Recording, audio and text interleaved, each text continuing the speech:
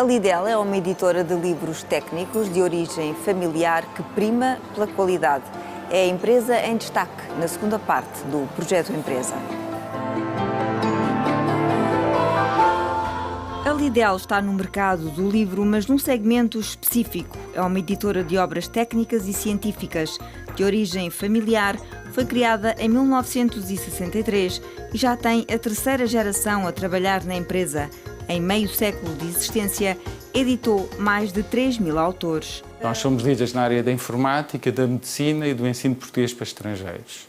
E hoje temos uma aposta bastante grande na área da engenharia. Temos autores de todo o país. Já temos autores de Lisboa, do Minho, de Aveiro, de Coimbra, do Porto. Aliás, nós orgulhamos de ser uma editora nacional. No nicho de mercado onde a Lidl atua, todo o cuidado é pouco na edição. O sucesso do negócio depende da qualidade. Grande parte dos mais de 50 colaboradores são assistentes editoriais. Os nossos livros, e isso é um princípio que nós temos, têm um processo de edição muito rigoroso e que demora muito tempo e que, efetivamente, tem custos. Mas mesmo nesta época de crise em que as empresas muitas vezes cortaram em muitas coisas, nós disso não cortamos. Um professor ou um profissional que vê um livro que tenha erros de português, que seja mal estruturado, etc., não o vai recomendar e não o vai querer comprar. O processo editorial é um processo muito rigoroso. Se perguntar algo sobre a Lidl, uma das principais coisas que vão sempre dizer é a qualidade. A qualidade dos conteúdos, o rigor científico, a qualidade do produto em si, livro que nós editamos, portanto, do papel, da maquetização, do layout, enfim, tudo isso. Nos primeiros anos de atividade, a Lidl apenas distribuía editoras estrangeiras. Foi só em 1989 que começou com as edições próprias, tendo hoje várias chancelas. A empresa fatura 3,4 milhões de euros anuais e tem resistido às dificuldades porque tem passado o mercado editorial nos últimos anos. Têm sido anos de crise e, portanto, nós temos, com muito esforço, conseguido manter a faturação. Como nós temos uma diversidade de áreas e vendemos para uma diversidade de países, sempre temos conseguido equilibrar no fim do ano. Portanto, aliás, a Lidl nunca deu resultados negativos. 40% do volume de negócios advém das exportações. Nós, desde sempre, exportámos, porque com os materiais de ensino português para estrangeiros, que foi uma das áreas que começámos a publicar, eles realmente destinam-se para fora e não propriamente cá para Portugal. Também os nossos livros técnicos estão cada vez melhor aceitos nos países de expressão portuguesa, como o Brasil, como a África, em que a realidade até é mais próxima. Exportamos para cerca de 36 países. Temos cerca de 100 parceiros, um pouco por todo o mundo. A concorrência neste mercado não é muita, mas existe. A grande ameaça ao negócio, no entanto, é outra, sublinha o filho do fundador. A nossa maior concorrência, na verdade, é a pirataria, porque as pessoas não têm muita consciência do valor dos direitos de autor. Portanto, a nossa concorrência são as fotocópias e agora as digitalizações que vagueiam na internet. Sobreviver no mercado significa acompanhar os tempos. A editora está, por isso, a preparar o lançamento de livros digitais. O mercado dos e-books tem sido alvo de muitas conversas dentro do mundo editorial, de muita investigação, porque ao início todos achavam que por esta altura já quase não havia livros em papel. Mas a verdade é que os livros em papel continuam a ser muito procurados e os e-books, inclusivamente, até têm baixado a procura, pelo menos o ano passado, em vários mercados diminuíram a procura. De qualquer modo, nós vamos lançar, temos já alguns conteúdos prontos. Afinal, os livros em papel estão bem vivos. A Lidl contribui todos os anos com 30.000 páginas, quase 100 novos lançamentos. A maior empresa de software do mundo prepara-se para cortar mais postos de trabalho. Um ano depois de um dos maiores despedimentos no setor, em 2014, a empresa dispensou 18.000 trabalhadores. A Microsoft vai amortizar 7,6 mil milhões de dólares associados à Nokia, comprada pela gigante no último ano. Ao mesmo tempo, a empresa anunciou a reestruturação do negócio dos telefones, o que representa um encargo de 680 a 770 milhões de dólares. A tecnológica tem vindo a aumentar as vendas dos telefones, da Windows e do sistema operativo de telemóveis que a muito custo está atrás da Apple, iOS e da Google. No último mês, a Microsoft anunciou a saída de Stephen Elop, anterior líder da Nokia. As ações da tecnológica, que têm vindo a desvalorizar cerca de 5% este ano e a pressionar os índices Dow Jones e Nasdaq, subiram perante esta notícia.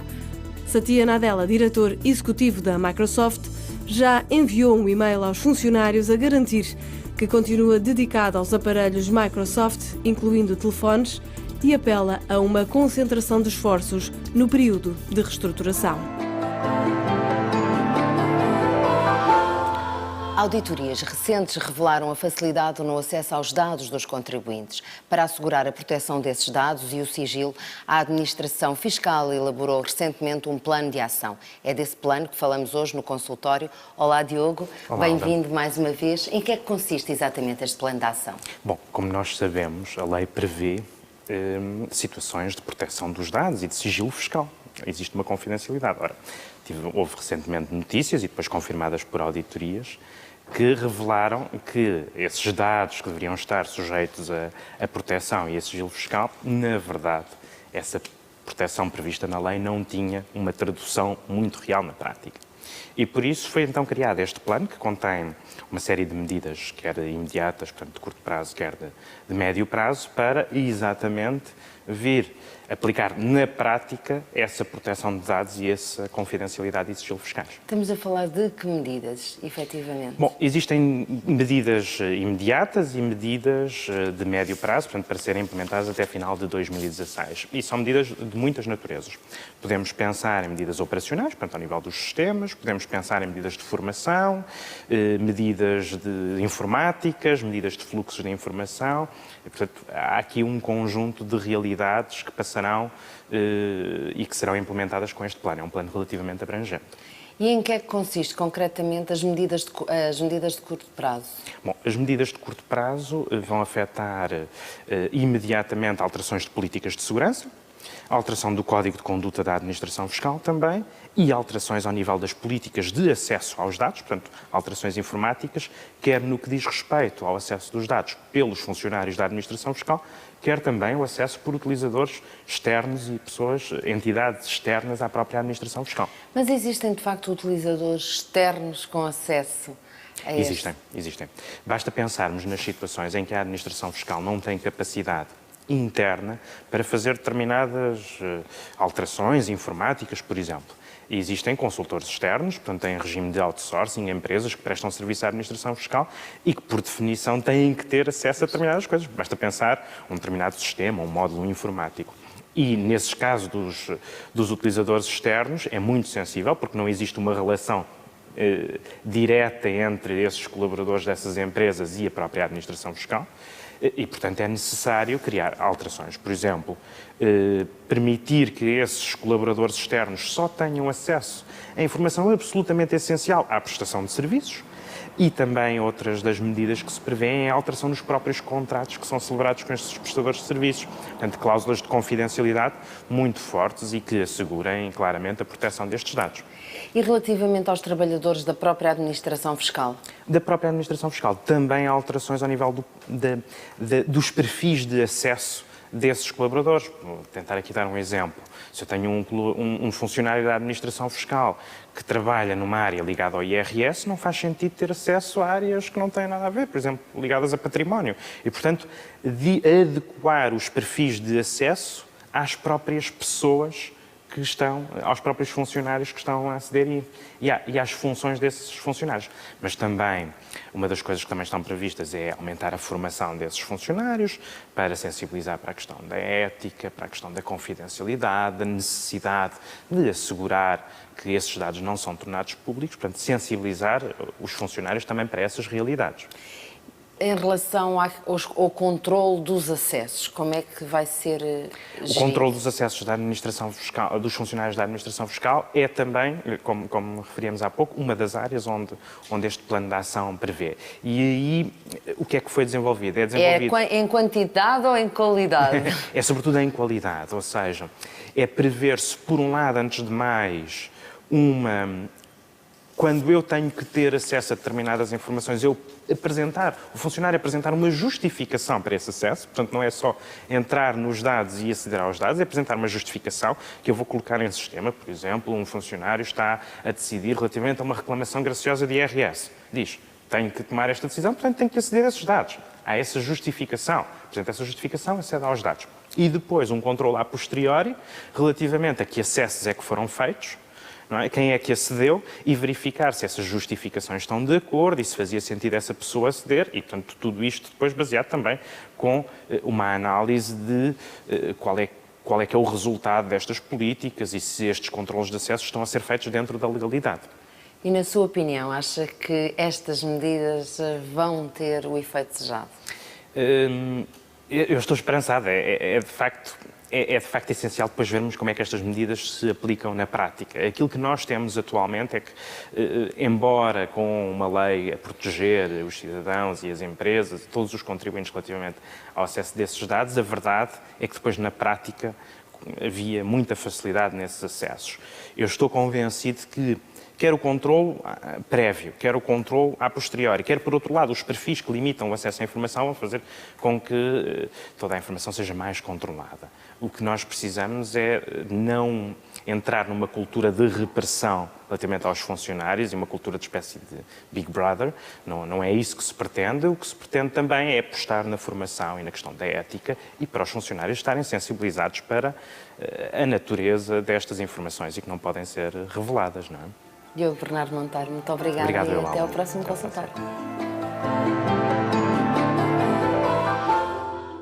É conhecida a importância do sal na potencialização do sabor dos alimentos. Para muitos, uma pitada de sal é essencial em qualquer refeição. A Salmaria é uma empresa de Castro Marim que se especializou na produção de flor de sal, um produto puro cuja principal característica reside na capacidade de potencializar os alimentos e que é superior à dos restantes tipos de sal. É na Reserva Natural do Sapal de Castro Marim e de Vila Real de Santo António que a Salmarim leva a cabo a produção de flor de sal, um processo totalmente natural e que acontece desde o final de maio até aos meses de setembro ou outubro. A produção está sempre dependente do calor, já que a formação da flor de sal dá-se através do processo de evaporação. Habitualmente há um espaço de cerca de 5 horas para recolher a flor de sal, que vai desde as 16 horas até às 21 horas.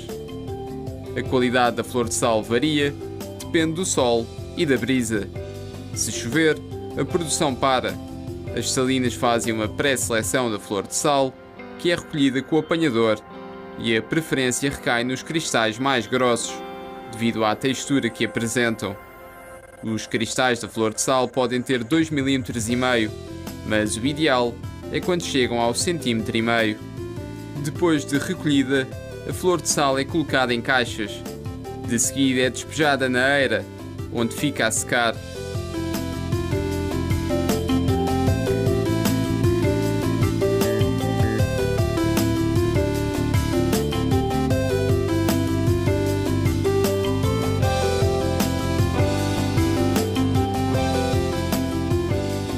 A secagem varia conforme a temperatura e a umidade.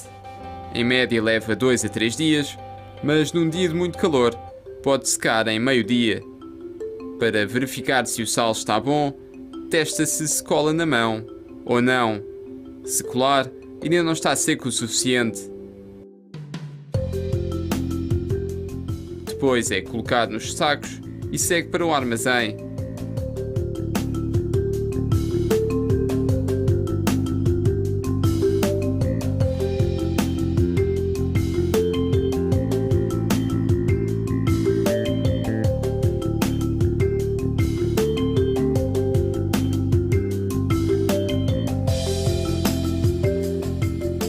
Em média podem ser recolhidos 80 kg de flor de sal num dia. Os sacos com a flor de sal costumam sair para o embalamento, quinzenalmente, embora alguns até possam seguir no próprio dia.